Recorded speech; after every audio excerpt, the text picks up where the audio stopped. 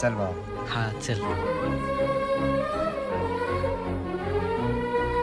मयूर, भावा काही टेन्शन आहे का?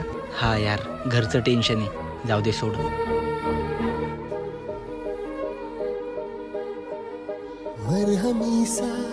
अरे मयूर, हे बघ लहानपणी कसं दिसायचो आपण.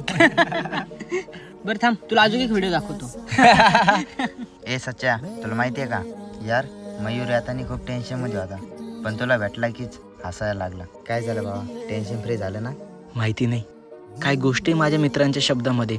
ज्यावेळेस त्यांना बोलायला लागतो ना, त्यावेळेस पूर्ण टेन्शन विसरून जातो, आणि ज्यावेळेस तो बोलायला लागतो त्यावेळेस पोट धरू हसायला लागतो. प्रत्येकाकडे एक मित्र असावा, जो सुखात जरी नसला तरी दुःखात मात्र नेहमी सोबत दिसावा.